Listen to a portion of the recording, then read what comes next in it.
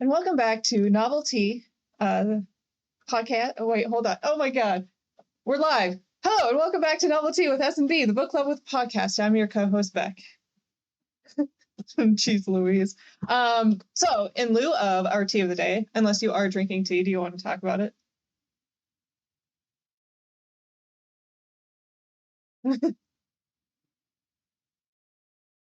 Crockpot this morning with like cinnamon and stuff. Oh, sure. So today I'm just drinking that. What are you drinking? Because your son was here and sick, I am drinking Traditional Medicine's Immune Zoom elderberry with echinacea. Did you get sick? Yeah, a little bit. Oh no. He just had like a runny nose for like a day. Yeah, I don't know, dude, because Jeff is super sick. Like he has like very sore throat. Like his nose is really stuffy. Mine is getting there. Like I have a little scratch. It could be also that we went to Universal, so. Oh yeah, combination of both. Yes, we'll call him A, we'll call him B. Yeah. But so, yes, you visited us. Yeah, I did. I came out and we had a lot of fun. Went to all kinds of places. But one of the best things we did was you and Belen and myself went on a tea date when I visited. Yeah, that was so much fun. Quick history lesson of afternoon tea. It began as a social gathering around the 1840s for the upper class in England. How the story goes is that the Duchess of Bedford was feeling hungry before dinner. Oh no, I said the H word. Before dinner, and she enjoyed some snacks with her cup of tea. This became a routine as she started to invite guests over for tea and treats. Oh, I said treats too. Oh no. Your dog's gonna freak. He already is. And then mid-afternoon, the tea room that we went to, it called it Spooky High Tea, but it's technically wrong, but also technically correct because we did eat at 6. So high tea is generally like a dinner time tea, but afternoon tea is generally enjoyed between 2 and 3, like we are now. So I guess it does work, but most of the time when you hear afternoon tea, it's that 3-tier tray where you get the sandwiches, the scones, and then the treats on the top. Oh, well, it was really fun. So this was my first experience with afternoon high teas. So for those that are new to the concept, this is how it went. We were able to choose between 6 seasonal teas or 3 iced potions. I forgot what you chose. What did you choose? I chose the cinnamon roll tea, which was fantastic. Oh, yeah. I chose the apple cider donut, and I believe Belen chose the maple. We kind of fucked up, and we did not try each other's teas. I know, because we all got something different. Yeah. And then we didn't try. Mine was really good, though. So yeah, mine was too, actually. Yeah. And then you have a choice of 3 finger sandwiches that vary between savory and sweet. I chose the turkey herbed cream cheese, toasted s'more, and blueberry cobbler. What did you choose? I got the cucumber and cream cheese, the turkey and herbed cream cheese. It was so good. And then the toasted s'more. That was pretty good. So it was like, 3 savories or 3 sweets or 4 savories and 4 sweets. I forget. I got 2 savories. They were pretty good. You also had a choice of 1 scone, and I had the butterscotch, and it was the best. And y'all did try that and agreed. It was so good. Yeah, because Belen and I both got the pumpkin glaze, and we felt like we got, ripped off because yours was the best. You guys tried mine and made a sad face. Well, yeah, because it was good, but yours was better. Yeah. I tried. I tried your guys's too. It was okay, but yeah, the if you like butterscotch, it was so good. It was really good. You had your first butterbeer too. I did. We all kept our mugs, so it was super cute. Did you? That's awesome. Yeah, it was so fun. But yeah, and then the top tier was kind of like a random assortment of spooky desserts. I think there's like 3 macarons and then like cookie, those gross candy corns. I don't think any of us were particularly fond of the spooky treats, but No, but everything else was really good. So yeah, I mean, overall, it was a really fun experience for everyone, all three of us. We all wore cute fall sweaters, and it was just fun for us three girls to get out and do something together. So thank you, Beck, for setting that up. That was super fun. It had like the cutest little table decorated, and then it had a placard reserved for Beck, and we were very excited, but our butts were not. We were right by the window, and we're awkward, so people just looking up at us like, oh. I know. And then for a little bit, Belinda was parking her car, so we just looked like we were on a date, which isn't the worst thing because I would date you. Oh, thank you. You're married to my brother. Weird, but no. Yeah, but no, we had the same. It was like these little benches and these little like bird cage looking things, all decorated. We're almost in a bird cage. And we're both like, I'm like, I'll sit by you just so Belen can sit across. And it was just funny because before she got there, we're just sitting by each other looking outside, all awkward. It was really funny. And it took her like 3 to 5 minutes. So we're just like, hey, how are you today? It's so awkward. But I had so much fun. Like now I'm just looking for like more places that we could possibly do afternoon tea at. Yeah, absolutely. It was or like bring that vibe to this situation of like absolutely. Yeah. I've gotten too acquainted with eBay in the last couple of weeks. Yes. You've been sending me a couple of pictures and I'm like, oh my God. Of the owls in particular. Yeah. I don't have a tea set. You're like already a collector at this point. I don't have any. And I'm like, if I were to get any, it'd be owls. And so now you're just a bad influence. I'm always cute, though. I'm a terrible influence. I'm one of those people that's like, you only live once. You might as well just spend the money. Yeah. Which is your brother's terrible. The same way. Your brother I'm sorry. Your husband's the same way. Because he always does that with Adam and trying to get him to buy more computer stuff. And now you're getting me. We're going to be broke because of you. No. hey. Tea set's a lot cheaper than computer stuff. That's true. That's true. That's very true. He got WoW, didn't he? He did. Yeah, you could have got that teapot for as much as he spent on WoW. Probably. Yeah. Probably. Yep, see? Well, we'll get there. We'll get there. On to the books. To the books. Okay. So you and I both did already read the #read with S&B. However, we should probably let everybody else catch up to us because we're way too excited. But I mean, without giving anything away. So I started this month with The Land of Lost Things by John Connolly. And I should say that we have not spoken. Well, we have spoken, obviously, you were here. But we did not speak about the books that we have read in the last 2 weeks, now 3 weeks, since the last time we spoke. So I read The Land of Lost Things. It's by John Connolly. It is fantasy horror. It is kind of like a book about a book, which is, I guess, my theme for this couple last weeks because the next one is also. It was 358 pages, and I bought this, but it's one of those books that's been on my TBR or like my Kindle library for the last too long. So it's one of those things I'm like, I have a couple of days. I should probably just get through it, and then it actually took me a few weeks. But anyway, the plot summary. Twice upon a time, for that is how some stories should continue, Phoebe, an 8-year-old girl, lies comatose following a car accident. She is a body without a spirit, a stolen child. Ceres, her mother, can only sit by her bedside and read aloud to Phoebe the fairy stories she loves and hope that they might summon her back to this world. But it is hard to keep faith, so very hard.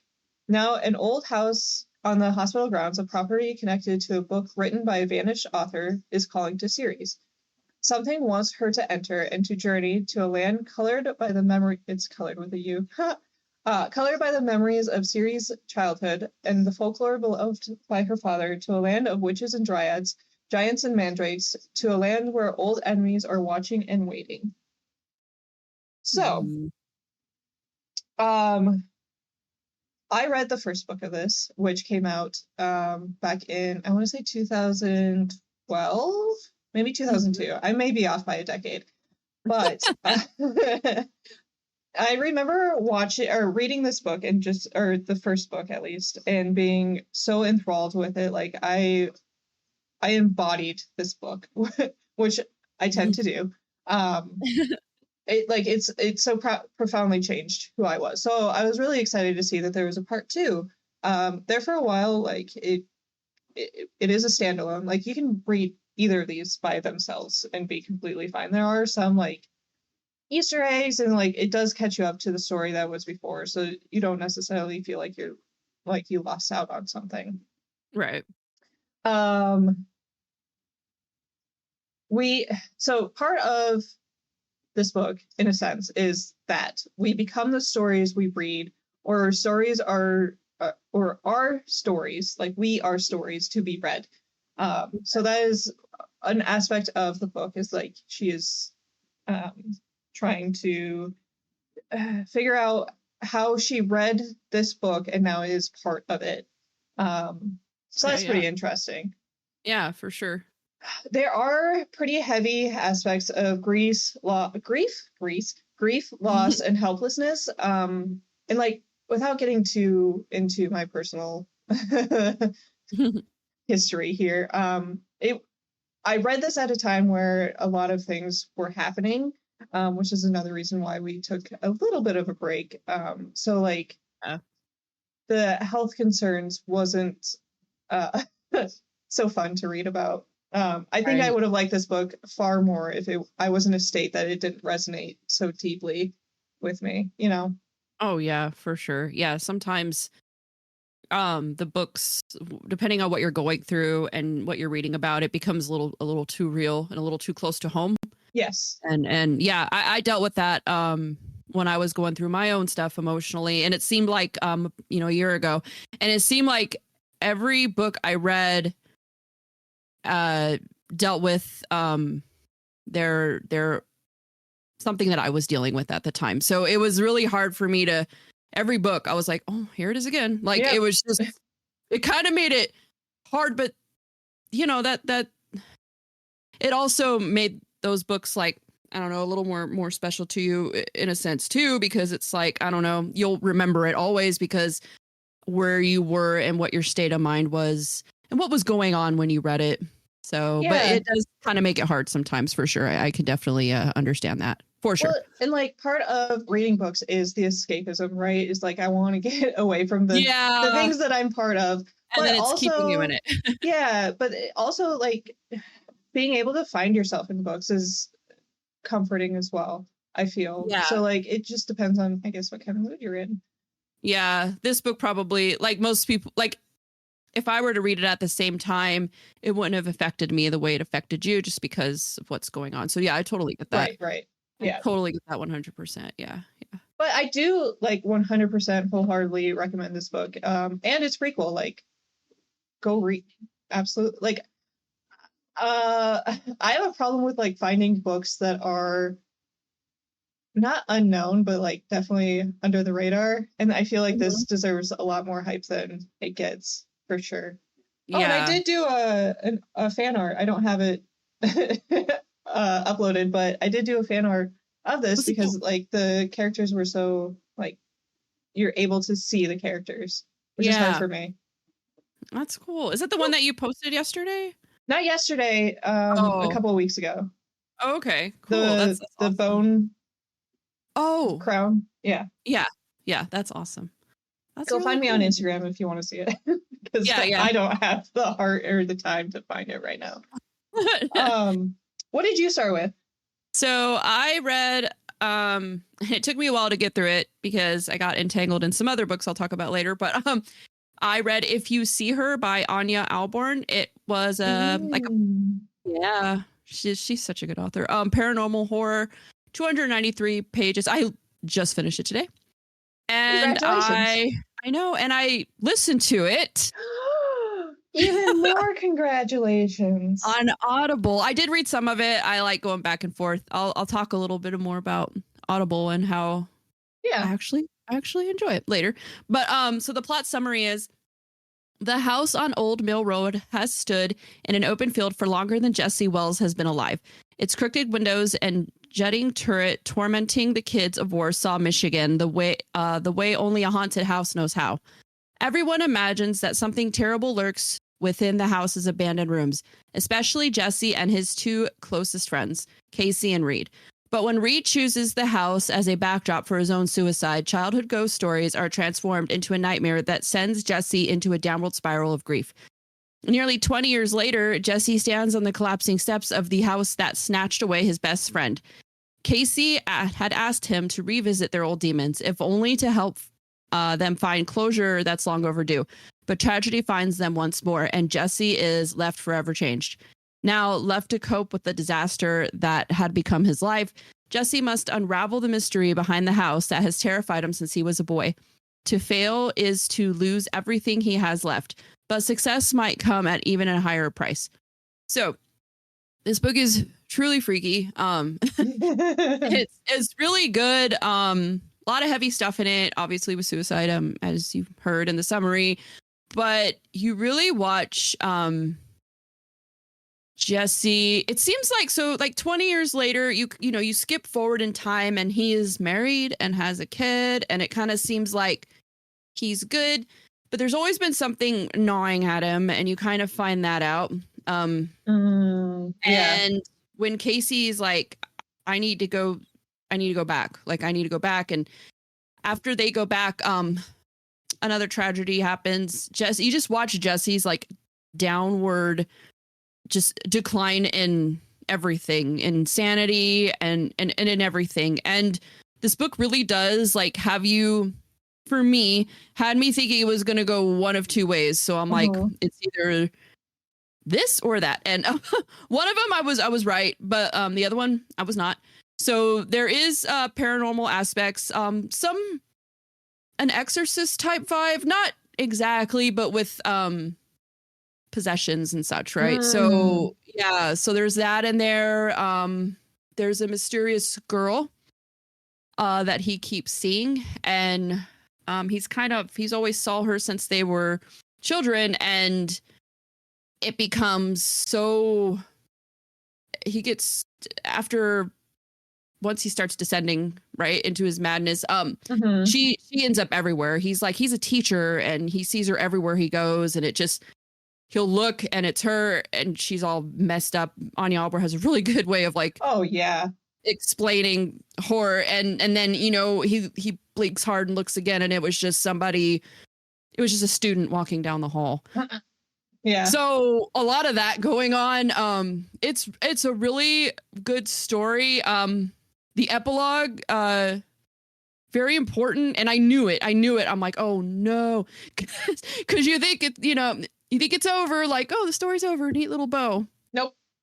No, never is. I guess it's kind of a spoiler, but I do recommend it. It's definitely perfect for this time of the year. Like, it has the whole spooky vibes. I like paranormal. If you're not into paranormal, you probably won't enjoy this as much. But I personally love it. So yeah, I definitely recommend it. It was a really good book.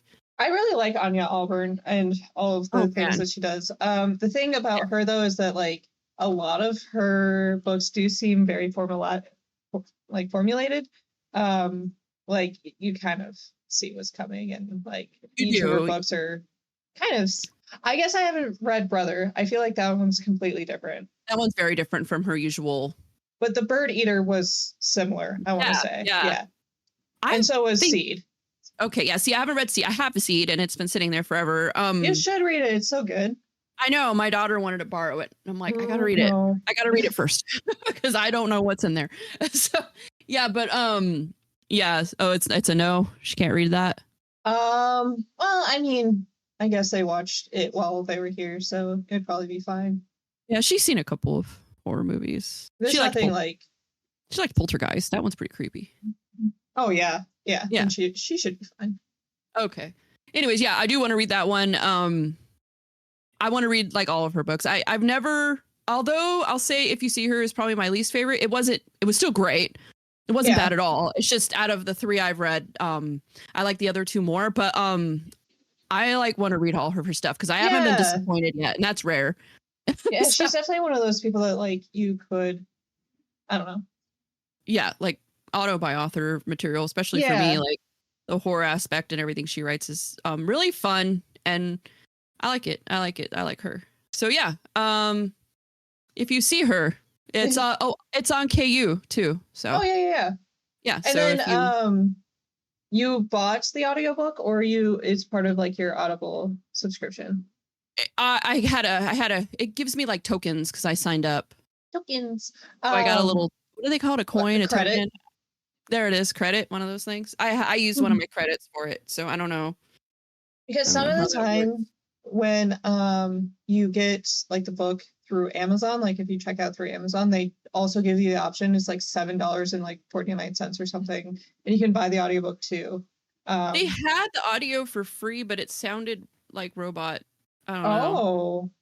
I didn't want to listen to that. No. So I went along with Audible, and it was like a dude, which obviously it should be. It's about a guy. It makes a little more sense. But he was good. Like, I'll talk more about listening to narration later. Yeah, but no, it was good. It was really good. So what do you want? Oh, yep. You read it. I read the book. I read A Short Stay in Hell by Stephen Peck. It is fantasy horror. Again, books about books. Yeah. It's 110 pages, and I bought this, but it was like, I want to say like $2 or something. I think I had like credits from Amazon, so it was even cheaper.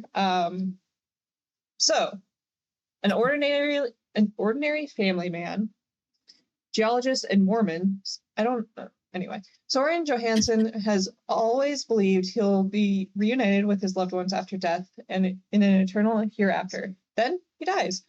Soren wakes up to find himself cast by a god he has never heard of into a hell whose dimensions he can barely grasp. A vast library he can only escape from by finding the books that contain the story of his life. In this haunting existential novella, author, philosopher, and ecologist Stephen L. Peck explores the subverse vision of eternity, taking the reader on a journey through the afterlife of a world where everything everyone believed in turns out to be wrong. So catch me practicing every religion just in case, you know? Yeah, for sure. I'm I think when I spoke to you, when I finished it, I told you that, like, you know, this doesn't seem so bad when you first think about it. It's like you got food, you got a place to sleep, something to do all day, and then slowly but surely you start to grow in your despair, just like Soren here. Yeah, for sure. It is very interesting how Stephen kept humanity in hell. Like, there's a university, the opposition across the way, and then he showed us the absolute depravity of humanity with a very specific lunatic. And I won't get too much into it, but I feel like it was very well done. I liked it. I liked it a lot. Yeah. It's isn't it weird though? Like, you're reading it and you're like, God, like, working towards nothing, and what are you doing this all for when you're there? But then it kind of makes you question, well, what am I doing right now? That book messed me up in so many ways. Yeah, you definitely need a couple of days to recover. Like, it really did only take me like 2 hours to read, but like I couldn't read anything else for a couple of days after that because it really, like, it's insane. Fuck. Yeah, it's crazy how a tiny little book could, like, be so, I don't know, draining and make you think so much. It was amazing. Well done. The existential dread was a great way of explaining it. Yes, for sure. Yes. Yeah. Quick read. It's perfect season for it, so go pick it up.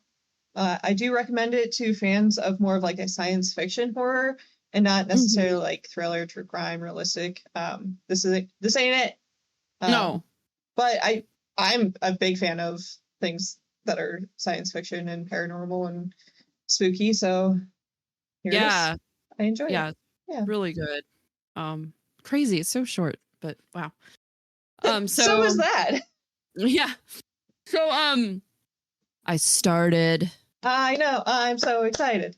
So I read Throne of Glass and Crown of Midnight. Throne of Glass is 406 pages. Crown of Midnight is 420 pages. I finished Throne of Glass on October 9th, and I started it October 1st. I didn't put that in there, but that's when I started it. And I finished Crown of Midnight October 18th. So this past Friday.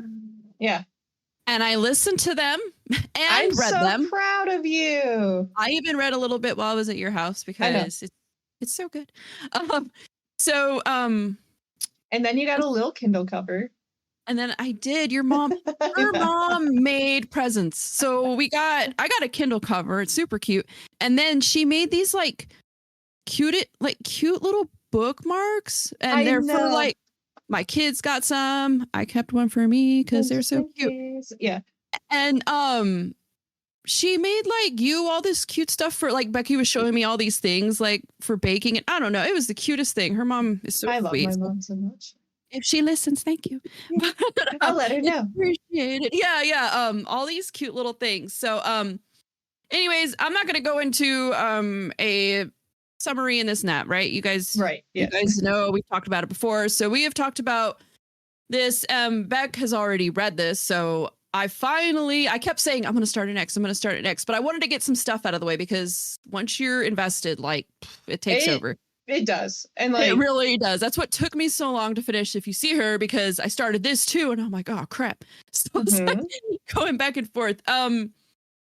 So I'm not going to get into what it's about. I think most people know to an extent. So this series was, I will say, intimidating seeing it at first glance, right? It's absolutely very long. I've never read a series like this. I'm also not a seasoned fantasy reader by any stretch of the mind. So I was a little bit intimidated, like, what if I don't understand what's going on? Or what if I'm not a fan? But, well, I am. So I'm in love so far. And I'm not going to say I like it more than ACOTAR quite yet, but I think I might at the end. We'll see.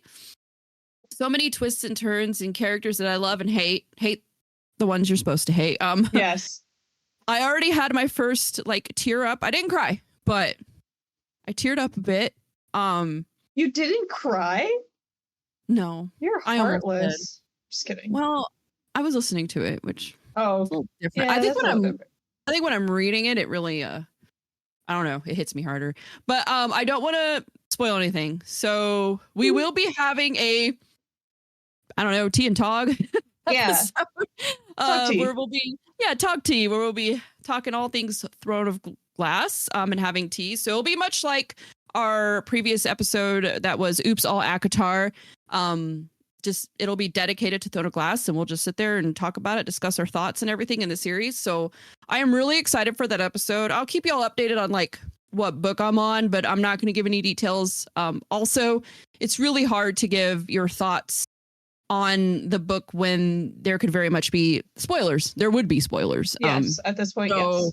Yeah, so I'll keep you guys up to date where I am, if I liked it or not, but I'm not going to get into anything until we do that episode. So it was, I really like it so far. So I'm on book 3, but if you guys, I'm a little bit of a slow reader. I'm getting, the Audible's definitely helping, but if you guys want to listen and you haven't read it yet, get started and catch up. And then, you can join us when we air that episode, and it's going to be tons of fun. We hope we get some people in the chat talking because we can't wait to talk about it. So, yeah. I do have a few questions without spoiling it. How did you find, like, because a lot of people think the first book is very slow and hard to get into. Did you find that at all, or were you? No. Okay. People say the same thing about ACOTAR. Not at all. And I've seen a lot of people who, from what I've seen, there's no spice. So yeah, she wrote this when she was 16, by the way. So yeah, and if you're somebody who is spice driven with books, you're probably not going to enjoy this. But no. I would say give it a chance because the story is so good. There is tension, there is romance, but it is definitely on the back burner. Very secondary. Yeah. Very much so. Plot is number one, and it is a great story and twists and turns. And I was not bored at all. I saw some people after I already started Throne of Glass say, "Oh, you should start with Assassin's Blade." I'm gonna read it after Air of Fire, which I'm reading right now. I'm gonna take a little break. I'll get into that later, and then I'm gonna read Assassin's Blade. I'm gonna go ahead and read it before I move on. So, yeah, my order is gonna be wacky too because I'm gonna switch. Let me know when you start Assassin's Blade because I'll read it with you because I didn't read it either.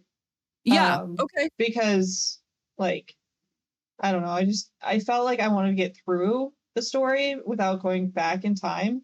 But now that I have finished it, I'm probably okay with. Yeah, I do want to go back because Sam does come up a lot, and I'd like to know a lot more about their story. So yeah, yeah. And so, shut up. I'm so it's so hard, dude. I know. But I can't. You at least got through one major spoiler that I can talk to you about now. Yeah. At the end of book 2. So like insane, that helped a lot, dude. The end of book 2 was just like, what? And it's a lot easier to like look at like social media now because like it's not going to ruin that one specific spoiler. Big thing. Yeah. Yeah, it's crazy. I'm also gonna switch. So before the last one, I don't have all the names of them in my brain right now, but there's Tower of Dawn, and then what's the other one? You know? Oh no, I don't. No. There's the other one. I'm gonna switch them because I know. Oh, the tandem read. Yeah, or you can read it tandemly. Yeah, I'm not gonna tandem read. So what I'm gonna do is I'm gonna read Tower of Dawn and then read Empire of Storms and then read Kingdom of Ash because I think you told me. I know, but I think you told me Empire of Storms is like a massive cliffhanger. Mm-hmm. I'm like, so I'm going to read Tower of Dawn first. Since they happen at the same time, I can switch them. So I'm going to read Tower of Dawn, and then I'm going to read Empire of Storms, and then Kingdom of Ash, which I don't know what happens at all, but I know Kingdom of Ash is going to wreck me because that's what I keep hearing and seeing. It will. Also, when I like posted that little TikTok about me like starting the book, I did the whole Lion King. It is time. But everybody's comments were like, you know, really sweet, but then also like, I hope you have your tissues ready. I'm like, fuck. And the fact that like something sad already happened and I know it's going to be far worse. I don't even want to think about it. Shut up. There's so many bad things. I know. So, yeah, I really enjoy I'm so excited for you. Do I recommend it? So far, the first 2 books, absolutely recommend. Yes. 10 out of 10. Yeah. Yeah. So that's all I got for that. Well, that we're done then. Unless you got anything else. Yeah. So yeah, I'll talk about Audible real quick. So, just so everybody knows, I like it. If anybody's on the fence about it, I would recommend doing it. So it is nice. I told you. I know. I did it though. It just took me a minute. I just yell at you. So I know it is nice to listen to my books, like you said it would be, while doing some chores around the house, cooking. I have a thing with puzzles. I'm like an old lady, so I love puzzles. So I like to listen while I do my puzzles too. So my thing was like I thought the narration would kind of annoy me, but it really doesn't. At first it's weird. Like for me, I'm like, oh. But I do get so into the story that like I almost forget. I don't know how to explain it. It's like it doesn't. I don't think about like someone's reading me a bedtime story, you know, or something weird. So, yeah. People, the narrators I've heard so far have been really good. The only so there's a character Mort in the Throne of Glass series. Oh yeah. Why does he have a fucking Boston accent? I don't know. It drives me nuts every time he like speaks and she like does his voice. I'm like, oh. It annoys me. Fantasy Boston. I apparently Boston. Fantasy Costco. You don't understand that reference? No, okay. I don't. Yeah, when he's talking, it's absolutely it's annoying. But other than that, I haven't really had any issues with it. I do sometimes with certain tasks I'm doing, like I get distracted and then I'm like, oh shit, I gotta like go back. I wasn't listening, so I am still trying to figure out like what I can and cannot do while listening to where it has my undivided attention. But I get distracted easily, so it is what it is. It does like you have ADHD. Weird. Probably. So it also helps me get through books quickly. I'm a slow reader. As you've been listening, you know. So Beck definitely knows because she's like, read this. And like months later, I'm like, oh, I got around to it. So it helps me kind of get through books quicker. I still love reading. I still, you know, at bed, when I go to bed, I love reading a few chapters before I go to sleep. I have to do it at this point. It's become a habit. Anyways, what I'm getting at is if anyone has been on the fence about Audible, like they've thought about it, I was a major skeptic and I actually enjoy it. I still enjoy reading. It's not like Kindle, that like e-reading, which like changed my life and I don't even read. Oh, that's yeah. That totally like transformed everything because it just makes it so much I told easier. you about that too. Thank you. I didn't think I'd innovator. Like it. Just kidding. You're like, do this. I'm like, oh. And then I do it and I'm like, oh, read fantasy. Oh, literally everything. The Lord of the Rings isn't that bad. Oh. I just need to listen to you. I just need to listen to you. But anyways, yeah, that's all. So right now I'm reading Heir of Fire, like I was saying. Once I finish that, before I start Assassin's Blade, I am gonna sneak in like a couple of horrors and stuff, just to spooky season and everything. Because it's really hard for me to read this and anything else, because once I start this, just like with was it And If I See Her, like it, or If You See Her, it gets put on the back burner because I'm just so enthralled in Throne of Glass. So I'm gonna read a couple things and then move into Assassin's Blade, and then we'll go from there. I think having the podcast too doesn't help with like the reading order, because you want to get through it so you can actually talk about it, but then you realize that you're only talking about one book and you're like, well, shit. That was me today. I'm like, I have to finish this today. Yeah, for sure. What are you reading though? So TikTok, I put up a poll for TikTok to see what I should read next. So the winner was Knock Knock Open Wide. It's like this Irish folklore kind of horror. I didn't get too far into it. I read a couple chapters and I got the sleepies, but I'm excited to read it. There's no audiobook for it though. So it's all read it. I had to raw dog this. But I will put an honorable mention. Well, not honorable mention, but I did read, I want to say like 75% of Half Truths by Clara Contreras. It's a kind of a hockey romance, but also like a secret society. But I DNF'd it because at some point it just became too ridiculous and like I wanted more hockey and less. A dishonorable mention. Dishonorable mention. Yeah. Oh, that sucks. I mean, it's okay. Like, I think at this point, you and I have read so much. I don't want to say good books, but good books. That reading anything mediocre, you're like, meh. Yeah, it's just not worth my time, right? Yeah. Like, I've given up on quite a few. Yeah, I've given up on quite a few. I was reading, what was the one I DNF'd? To Touch a Reaper? Yeah. It was just the same thing over and over. And I finally was just like, I'm done. I want to get to Throne of Glass. Well, like, I DNF'd it because it was just boring. It got boring. Yeah. It was like, okay, nothing but it's like, happens. No, why are you making this book long just to make this book long? Like, let's get on with it. Well, and like, that was why I started reading Half Truths, is because like it's kind of that like back to school but dark academia is how it was marketed, and hockey. But then like it was a lot less dark than I thought, and like I don't know, like more about how rich she is and how rich her father is, and I'm like, I don't give a shit. No, I hate that. And then like not for us. All of a sudden they're dating. I'm like, when did this happen? And then I was over it. I'm like, you know what? Boo. No. Yeah. Next. Yep. Yeah. Did you pay for it? No, it's on Kindle Unlimited. Okay. Well, at least there's that. Oh yeah. I would have probably finished it if I paid for it. Yeah.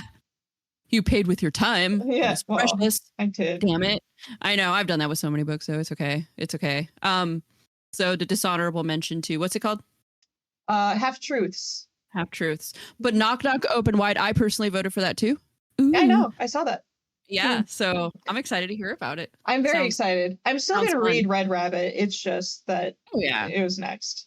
Like I couldn't choose between the two. Yeah. Yeah. Alrighty. Do you have anything else? I do not. That's all for today's episode of Novelty with S&B. Thank you so much for joining us. If you did, if you listen to us later, comment, like, subscribe. Let us know what you thought. I stole your line. I'm sorry. Okay, that's okay. Leave a review. Follow us on social media for more of our bookish content. I've been your co-host, Stephanie. And I'm Beck. And this has been Novelty with S&B. See you in the next chapter. Bye.